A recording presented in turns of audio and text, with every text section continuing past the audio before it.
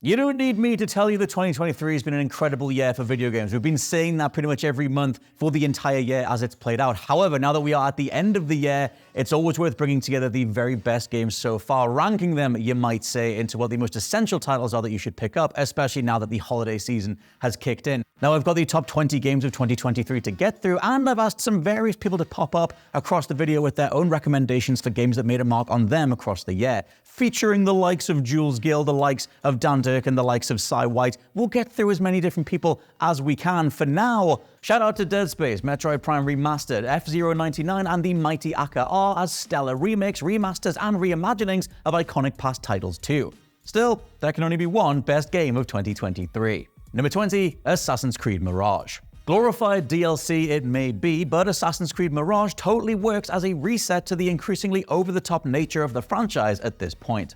With Assassin's Creed Valhalla selling incredibly well, it led to Ubisoft greenlighting increasingly ridiculous and supernatural DLC to continue its story. This landed with a certain sect of the audience who forever love piecing together the newest iteration of the mythos, but for the rest of us hearkening for a return to that original run's feel, enter AC Mirage. Sadly, AC Mirage's ending does then rely on a level of essential knowledge from those aforementioned releases, but it doesn't stop this being a perfect modernization of Assassin's Creed's earlier vision. Ditching nefarious monetization or weird arbitrary grinds that bloat playtime, Mirage is every gameplay innovation the series had made towards stealth rolled into one. Set-piece kills, Hitman-style infiltration methods, a solid variety of tools at your disposal, and a gorgeous, historically accurate location to explore and be educated by. Assassin's Creed Mirage has been a big sales success for Ubisoft, but where they go from here in terms of what size games get plugged into Assassin's Creed Infinity, the live service platform thing, we'll have to wait and see. Number 19, Theatrhythm Final Bar Line. Nothing less than the best rhythm game since Rock Band, Final Bar Line is like if you took that old Neversoft approach to doing right by a body of music and applied it to the entire history of Final Fantasy, replete with tracks from other Square Enix properties too. A sequel/clean slate wipe of two former 3DS games, visuals are notably threadbare but are totally serviceable by letting you assemble a party of characters from over 30 years of releases, complete with unlockable Moogle companions and every airship the franchise has ever seen. Gameplay-wise, you're controlling everything through tapped and held button presses, sometimes with different directions to ape the score of the music itself, plus a few mind-bending configurations of holding some digits while letting off others. On harder difficulties, there are some furious combinations to keep up with, and thankfully even the immaculate Final Fantasy XVI score by Masayoshi Soken is now included as well. 2023 has low-key been the year of Final Fantasy, with the Pixel remasters warmly received, Final Fantasy XVI a top Game of the Year contender, Final Fantasy VII Rebirth demoing very well, and even Final Fantasy XIV going stronger than ever. I also got to meet Ben Starr this year, which was kind of a career highlight. He was awesome. Number 18, Mortal Kombat 1. Thanks to a truly bizarre rollout of post-launch microtransactions and aggressive monetization, combined with a campaign that folds in on itself by the end, what started as a confident, fresh reboot for Mortal Kombat as a franchise sadly gave way to the very tropes and practices fans were hoping to avoid after the aggressive grind of MK11. Still, there's tons to love if you just focus on the fighting, and the majority of that story. Besides every character essentially reimagined and resculpted when it comes to their moveset, we have an all-new multi-biome world built by Liu Kang himself, based on how he thinks everyone should just get along. There are some really cool narrative beats here surrounding how bloodshed is always inevitable for some individuals, but it's the very end of the story that has to give way to the game's live service invasions mode, the grind that comes with it, and the inevitable Warner Bros.-backed segueing into microtransactions that continue to enrage fans. Including me. I'm enraged right now.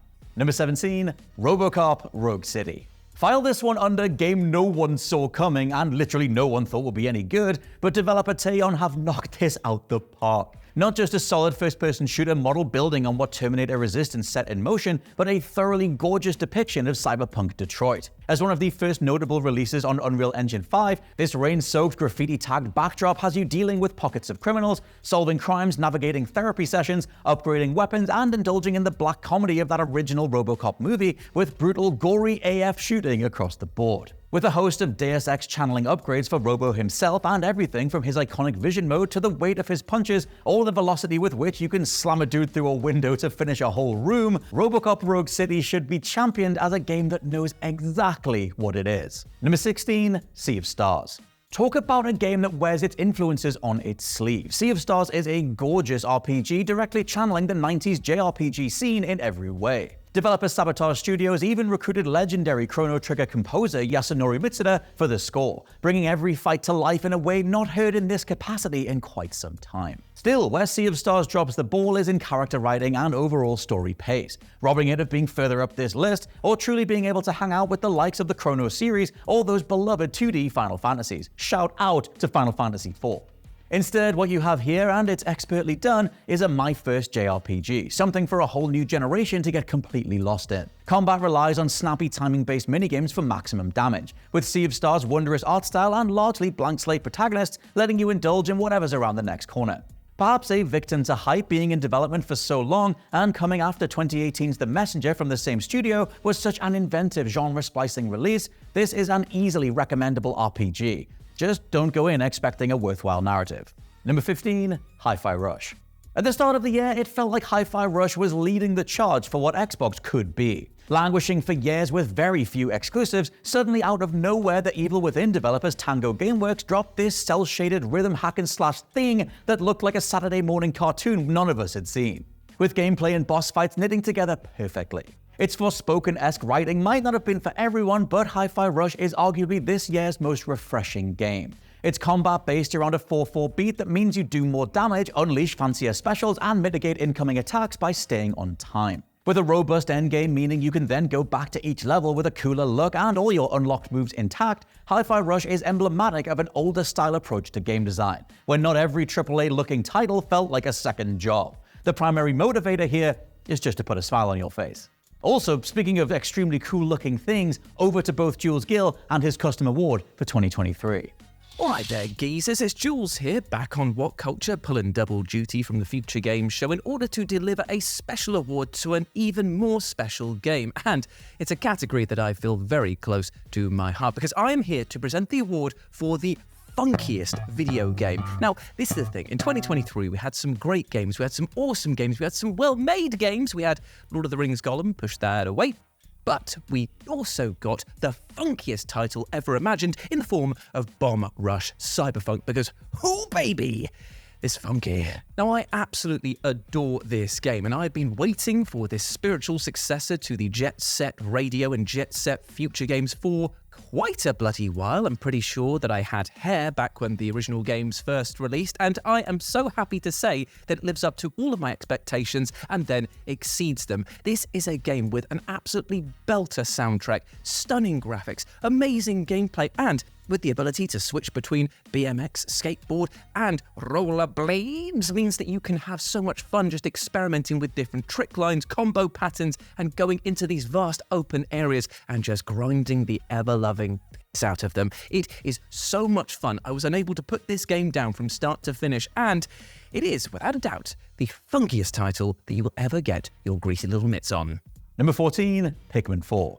Shigeru Miyamoto's other baby outside of Mario and Zelda, Pikmin took its sweet time returning to consoles, but 2023 saw re-releases of the first two titles join 2020's Pikmin 3 Deluxe to put the entire saga on Switch. Pikmin 4, despite its name, is the perfect place to start. A truly unique set of mechanics, the Pikmin titles are based around collecting increasingly big amounts of Pikmin themselves, each with different abilities, to then open up more of a given space, solve light environmental puzzles, and make it back to base. Comprising various gameplay loops you don't even realize are routing you to the spot and making you still keep playing, Pikmin 4 is that perfect type of just one more thing game design where you can't help but defeat another enemy, save another Pikmin, see what puzzle lies below a movable object, or snatch up some valuable item to bolster your HQ. It is supremely subtle in the way you can absolutely get lost in such an addictive game, but therein lies the beauty of a creation from the head of Nintendo. Number 13, Gravity Circuit. Nothing less than the most essential platformer this side of Super Mario Wonder, Gravity Circuit is a powerful, momentum-heavy brawler take on Mega Man that feels utterly spectacular to play through. A steady stream of unlocks, a fun evil future corporation storyline to thwart, a phenomenal soundtrack that I can't recommend enough, Gravity Circuit is destined to be overlooked by all but the most hardcore of 2D platforming fans. And yet, from being able to grab and tornado piledrive enemies, send them soaring across the map, uppercut them into each other, or deliver a snappy roundhouse kick, quick, there's so much here that feels incredibly immediate, in that tactile, old-school gameplay way that means you'll get it if you play for only a few seconds. Number 12, Super Mario Wonder. The game where Mario really discovered his mushrooms, Mario Wonder's developers were apparently given an unlimited amount of time to focus on level variety, gameplay mechanics, and overall new ideas. It really, really shows. With the mechanic of wonder flowers being ingested across levels, they transform everything, turning iconic green pipes into rideable snakes, making gigantic bubbles something you now have to negotiate in mid-air, or just invert the plane of what you thought was the level, as you're now looking at the top of Mario's head while he walks on the background. Alongside this are a host of new abilities for Mario and the gang, featuring a vine whip to reach far-off secrets, a double tornado jump, an enlarged hat to soar across the map, and many more. Even the franchise's signature art style sees a marked improvement, with facial expressions and zippy animations putting this more in line with the Mario movie from back in April, which, by the way, was awesome. This free-form approach to gameplay-first design is essential in gaming as a medium and stands as the exact opposite to so many aggressive monetization practices, premium currency storefronts, and however many other ways we're seeing to extort a consumer's fandom for additional cash. Mario Wonder isn't some industry resetting release by any means, but it is a reminder that those with all the money in the world can still just make a video game. Hello friends and people I don't like, Joe Johnston here, and the nominations for a legendary classic horror game that I just so happened to replay this year and definitely doesn't need a remake award are Dead Space, Silent Hill 2, System Shock, and Resident Evil 4. And the winner is Silent Hill 2! A game which, having replayed it this year, has lost none of its terrifying charm and unique character, and here to accept the award, fresh off the chute from the origin story that absolutely nobody asked for, it's Pyramid Head! Come on everyone, Pyramid Head, how you doing? So, how does it feel, Pyramid Head? Please don't make me do this anymore. I used to be the perfect manifestation for James Sutherland's okay, yeah, thanks, okay, off you go now, right, yeah. Great, thank you, yes, Pyramid Head everybody, yeah! What a nice guy. Back to you, Scott. Number 11, Armored Core 6, Fires of Rubicon. From Software continue to be on the form of their lives, and after delivering one of the best games of all time in 2022's Elden Ring, they seemingly already had a fan-focused iron in the fire, in the form of another Armored Core, the first in over 10 years, and a continuation of a franchise that put them on the map. In the best way possible, Armored Core is impenetrable for those coming straight from Elden Ring. Its opening boss had to be patched in the first few weeks of launch simply because the overwhelming majority couldn't figure out the game's systems or mechanics enough to stand a chance. However, being the 6th installment in an IP more than grants you the freedom to stick to that identity. And it should be commended that if you can surmount such a 90-degree onboard ramp, Fires of Rubicon is an immensely satisfying mech builder that reveals itself over time. Stat pages, scores of unlockable parts, and endless combinations await as you build the perfect set of machines for various mission layouts and enemy types. Where Armored Core 6 really stands out is how each individual piece feels to control, and how no specific build is truly the best. That, mixed with the most impressive sense of scale the series has seen yet, especially in boss fights, makes this a dark horse that the wider Elden Ring audience seems to have overlooked. My award for 2023 is to the 2020 game that you should really be playing in 2023, but probably shouldn't have played in 2020. And that is to Cyberpunk 2077 with its Phantom Liberty expansion. Now, this game, you would understand if you didn't play it back in 2020. I didn't, and that's probably why I got really into it and was a huge apologist for the game, because I didn't even try when this thing was on day one. But right now, it's phenomenal. Not only is it one of the wildest, most lush, most alive feeling locations I've ever been in an RPG, it might actually be one of the best video games ever made, and I really, really don't want you to miss out on it. The Phantom Liberty expansion in particular has some of the best set pieces and performances of the entire game and of anything you're kind of going to see in video games lately, and even especially in video games of 2023 where the bar is super, super high. Also, the overhaul of the skill system, the perk system, is making the progression RPG mechanics and elements feel better than ever. Basically, if you didn't play this one, and again, you're absolutely forgiven for not playing it in 2020, you probably shouldn't have, but what you need to be doing is playing it in 2023. Just trust me. Number 10, Marvel's Spider-Man 2. The game with the best moveset of the year by far, Insomniac's Spider-Man 2 replicated the 2004 Sam Raimi movie tie-in of the same name by doubling the F down on just how much fun it is to swing around New York City. Thankfully, now entirely a PlayStation 5 game, we have an SSD-backed level of performance, streaming in the entire city faster than ever, giving those of us lucky enough to have the right setup in regards to TVs one of the most powerful console experiences on the market. Sadly, much has been said about the repetitiveness of the side quests, the pacing issues, and the ultimate lack of the much-advertised Venom character. But it doesn't take away from what a pristine release this is from front to back. A refined approach to quickfire gadgets and new superpowers fleshes out combat nicely. So if you were looking for something to finally show off what a PS5 can do, it's Spider-Man 2. Number 9, Dredge. For some, Dredge will be their game of the year. A subtle, effective Lovecraftian horror masquerading as an open-world fishing game, slowly getting more sinister and story-revealing as you explore. Talk to the townsfolk and find out just where the hell you are. It really is something special, with DLC that's also a welcome expansion. The beauty here is not only in the art direction, which is at any time beautiful as the sun goes down on another day of relaxed fishing and retrieving your crab baskets, but also supremely effective at catching you by surprise. The first time you see a glowing pair of eyes looking up at you from the depths, or a tentacle lashing out to take you down, is one hell of a thing. With multiple endings depending on how much you uncover, Dredge even manages to tick the box of being rewarding on a pure narrative level too, rounding this whole thing out as one of 2023's must-plays. Number 8, Final Fantasy XVI. One of 2023's most divisive releases, what Final Fantasy XVI lost in turn-based battles or party building, it gained in sheer spectacle. A powerful thematic through-line of saving your fellow human, phenomenal visuals across the board, and the most kitchen sink throwing boss battles of the year. FF16's bosses are nothing short of mind-blowing, especially because we're talking about a Final Fantasy game here. Never before has the series taken its iconic summons and written an entire Game of Thrones-influenced story around them, meaning characters double as hulking skyscraper-sized kaijus, doing battle for houses and causes alike, leading to a certain fight in space itself that's an easy moment of the year. Seriously, throw it on screen. You've got to see the bit when they merge and it becomes Dragon Ball and they just fight in space. Oh. Yes, side quests focus on fetching items or talking to 3 people in a row, but that's entirely the point. Final Fantasy's lifeblood as an IP has always been pure environmentalism and humanism, taking that identity and filtering it through interstellar duels between gods alongside the plight of a peasant needing better farmland is something only Final Fantasy could ever do in the first place. Number 7, Starfield.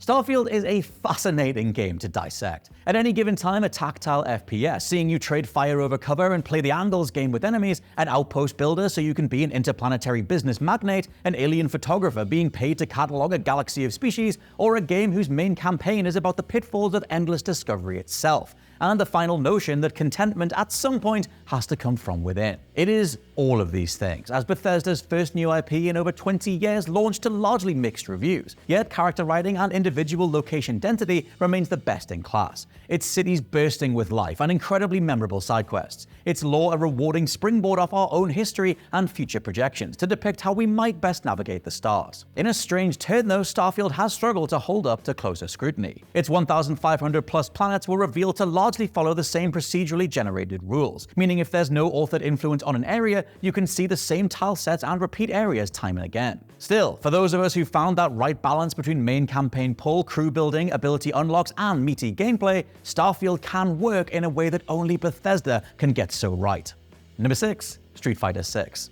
A refined beast of a thing, Street Fighter 6 is Capcom playing with a full deck for the first time since Street Fighter 4. Being the Street Fighter V's release in 2015 had them fought out a threadbare release in time for a World Tour esports tournament rather than finish the game for the wider populace. Over time, Street Fighter V would get put back together, but Capcom knew they had to do right, not just for the fans, but as the holders of one of gaming's most influential and known IPs of all time. Thankfully, they utterly nailed it. Not only is Street Fighter VI's multiplayer an awesome PlayStation home-style living arcade where you can play various Capcom titles while you wait for matches, but its arcade ladder is nicely rewarding. There's actually a story mode with fun Tekken 4-style brawling, and the whole presentation is utterly stunning. With so much effort put into the balancing of fighters and fighting mechanics too, walking a line between new control schemes and rock-paper-scissors trade-offs that give anyone the advantage if they deploy at the right time, Capcom continue the streak they've been on since Monster Hunter World and Devil May Cry 5 wowed everyone across the last few years. It feels great to have a Street Fighter we can champion, play with friends, and master online once again. In fact, speaking of multiplayer and online cool things, over to Dan Durkin. Welcome back to the annual Dan Durkin Awards, and the next category up is Best Fortnite Collab Skin of the Year. Now, this was a very tight category, but we had to narrow it down to just 4 nominees, and your nominees are Optimus Prime, Jack Skellington, Leon S. Kennedy, and Michael Myers. And your winner is Jack Skellington.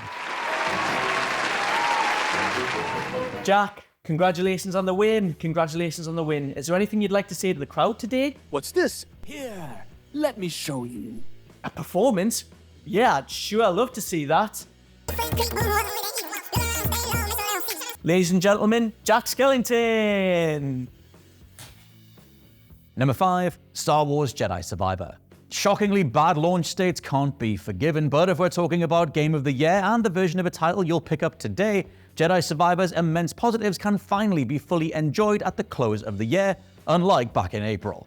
In the end, it took over 4 months of fixes and 7 full patches to get Jedi Survivor up to snuff. Now though, you're free to enjoy the best sequel to a new franchise since Mass Effect 2. Jedi Survivor continues Respawn's immaculate handling of the Star Wars IP, showing they're kind of the only people actually doing it right when it comes to the wider universe across all mediums. Jedi Survivor knows when to have its creature feature prequel era stuff, its more Andor adjacent serious beats, and its wider space opera showdowns, all weaved around immaculate Soulsian combat. With brutal melee abilities, more lightsaber stances, a fantastic Metroidvania approach to level design, and a refined Cal Kestis getting his broody middle sequel attitude on, the launch is a shame, but Respawn are always a developer worth championing. Number 4, Resident Evil 4 Remake. We didn't think they could do it. The original Resident Evil 4 was god tier, and it very much still is. But by overhauling the entire feel of the original, letting Resident Evil 2 Remake's developers take over, and by adding plot elements and environments we didn't know we wanted, Resident Evil 4 Remake slots in as a worthwhile reimagining of that 2005 classic for a whole new audience. One that doesn't replace what came before. Most fascinatingly of all is how Capcom are reworking their own history, repurposing one of the biggest mechanical shifts in gaming history from the isometric Resident Evil 3 in 1999 to the pioneering RE4 in 2005, into a new streamlined timeline and franchise identity for what is now 4 games. Leon and Ashley's relationship is improved on massively. The outdated aspects of her character matured as this newly minted codependence is a stronger spine for the whole game. Gunplay is far weightier, walking a line somewhere between Resident Evil 2 Remake and Red Dead Redemption 2, meaning you still get tense survival scenarios in tight spaces with the satisfaction of suplexing a zombie or roundhouse kicking their head off to finish a group.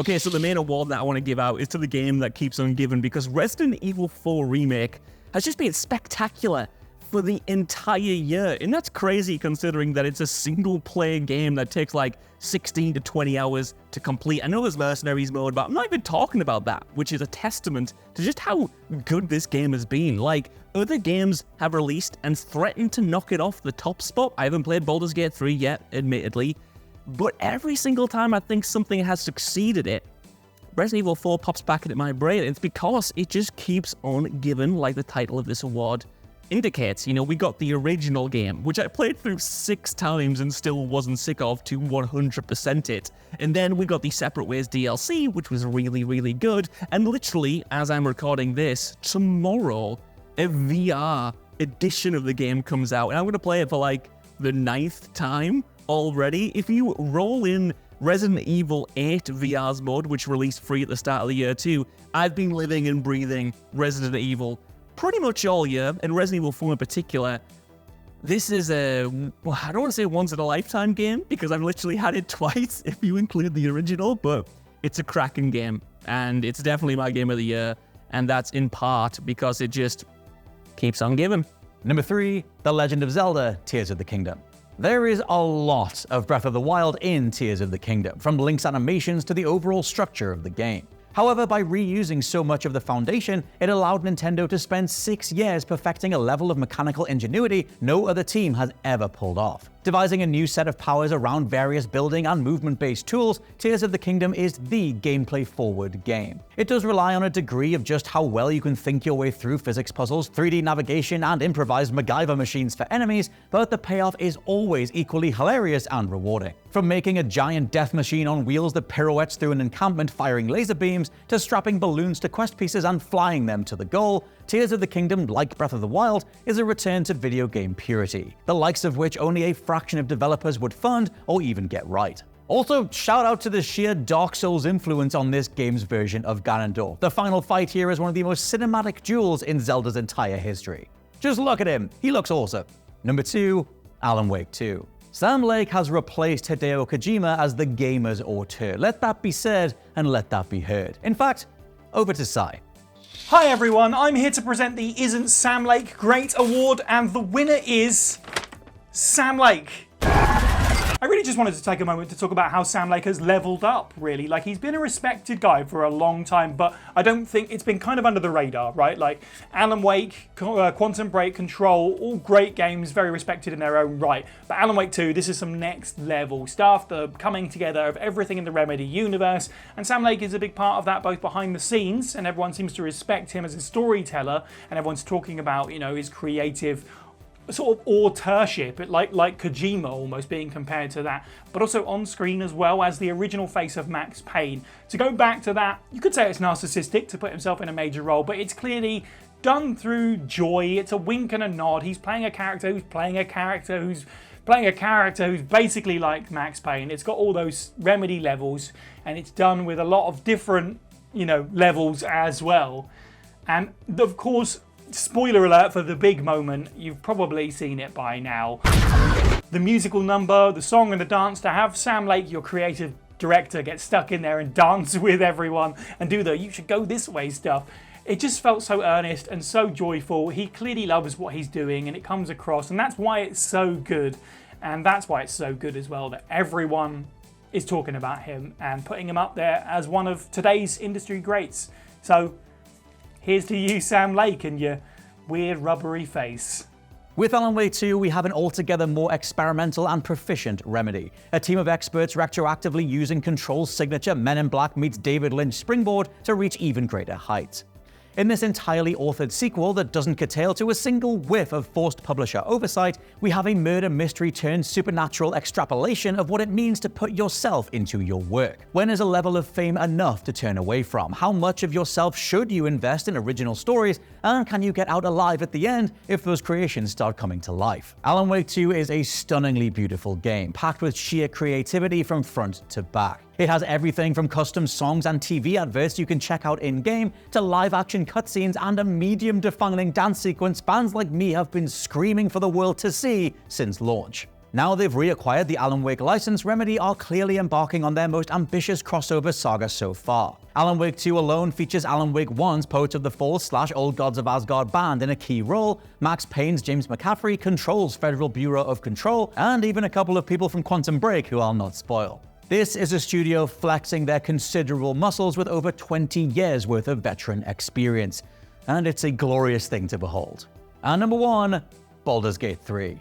We said it about Skyrim back in 2011 and The Witcher in 2015. Just how the hell are they pulling this off? Hey Scott, I'm so sorry to interrupt, but I've got an exclusive interview with Asterion from Baldur's Gate. I'm going to jump in and do it right now. Asterion, thank you for taking the time to... Don't you look good enough to eat? Okay, well, I know you've had a lot of interviews lately, so... Don't make me choose a favorite. Alright, so I want to talk to you about... Wait, where did your clothes go? Where are you? Come into my world and invite me into yours.